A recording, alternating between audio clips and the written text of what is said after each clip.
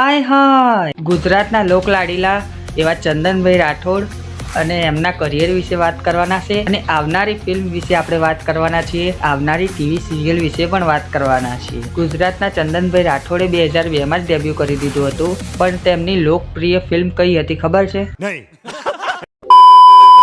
ધુડકી તારી માયા લાગી।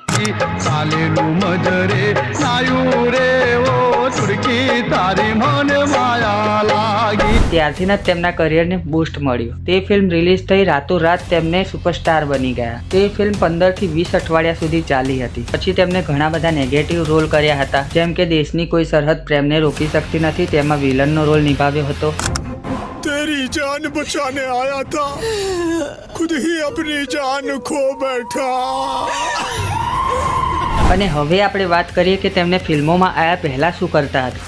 તેમને એક ઇવેન્ટ મેનેજર હતા અને પછી તેમને ધીમે ધીમે એમને કામ ચાલુ કર્યું ફિલ્મોમાં આવવાનું, અને પહેલી ફિલ્મ એમની લોકપ્રિય હતી ધુડકી તારી માયા લાગી, અને ઘણી બધી બીજી ફિલ્મો કરી, સમય ચક્ર, પછી દશામાની મહિમા। અને પછી આપણે આગળ વાત કરીએ 2019માં જ્યારે કોરોના આવ્યો ત્યારે તેમને વિદેશમાં જઈને સેટલ થઈ ગયા, અને પછી અત્યારે વિક્રમ નંબર 1 ફિલ્મ આવી, ફરીથી એમને કમબેક કર્યું છે। હવે આવનારી તેમની ટીવી સિરિયલની વાત કરીએ તો તે કલર્સ ઉપર અને હોટસ્ટાર ઉપર તમે ગમે ત્યારે જોઈ શકો છો। અને એ ટીવી સિરિયલની વાત કરીએ તો ગંગા સતી પર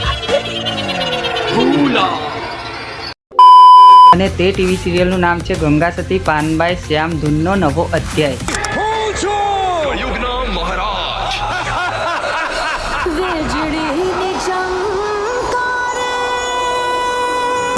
ગુજરાતની ભક્તિ અને ગૌરવની મહાગાથા ગંગા સતી પાનબાઈ શ્યામ ધૂનનો નવો અધ્યાય 2 ફેબ્રુઆરીથી સોમવારથી શનિવાર સાંજે 7:30 વાગે કલર્સ ગુજરાતી પર। અને તે સિરિયલ 2 ફેબ્રુઆરીએ ચાલુ થવાની છે, સોમથી શનિ સાંજે 7:30 વાગે, તો તમે જોવાનું ભૂલતા નહીં।